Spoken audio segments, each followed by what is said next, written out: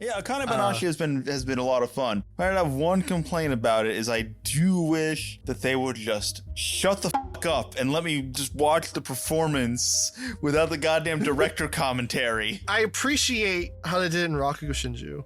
Sure. I definitely do like the approach of like letting the actors perform and you kind of take away what you can out of the performance or whatever. Yeah. But the way this is going about it doesn't really bother me because it's layered in its explanations. Mm-hmm. Yeah, she's like, oh, he's very meticulous in his performance and you can tell that he's practiced a lot, which is good because like you can't really convey that nuance of like that movement in animation very well unless they just went like super detailed and rotoscoped it or something. Sure.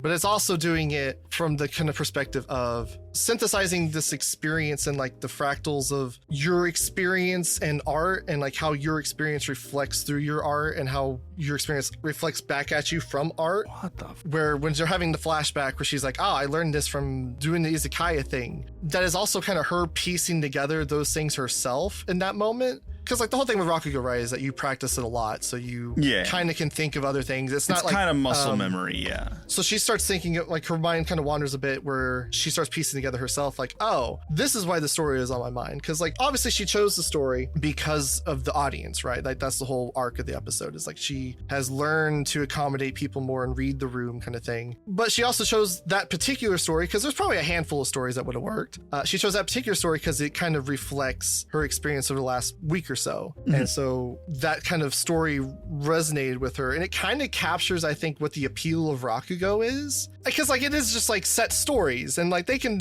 trim them down and abridge them or whatever, but it's like, why would you listen to the same stories over and over again? I think this is highlighting what the appeal in that is, because it's like, yeah, they're the same story, but like that same story to like Akane in this, that same story has like changed in significance for her from when she was a kid, like learning it and kind of performing it and trying to empathize with the characters and not really understanding quite yet. And where she's at now, where she's kind of had that life experience, and it almost kind of acts as like a measuring stick in a way, where she's like, oh, I understand this now. And like the way that she is now engaging with the story is kind of changed as well. It seems like it kind of implies that for the audience in a way, it's almost like a different experience, even though it's the same story, it's almost like a different experience every time, because the Rakugoka kind of can tailor it to their audience. I feel like that was kind of missing in Rakugo Shinju. The appreciation for Rakugo as an art form was in the presentation. Yes. But it didn't really equip people who maybe didn't necessarily intuitively understand these sorts of appeals. Well, I think that's a difference in a kind of a metatextual sense.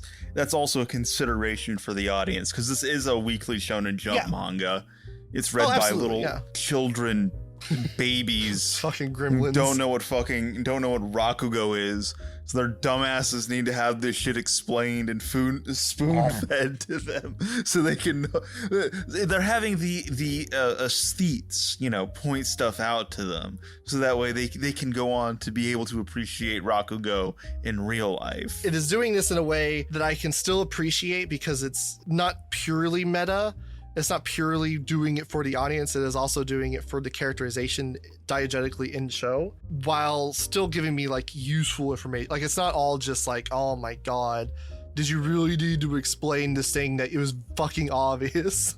But yeah, it's a good show. I think I could do pretty good at Rakugo, because I often find myself talking to myself, doing different voices and different characters a lot for a couple hours every day. I think they call it schizophrenia. Yeah.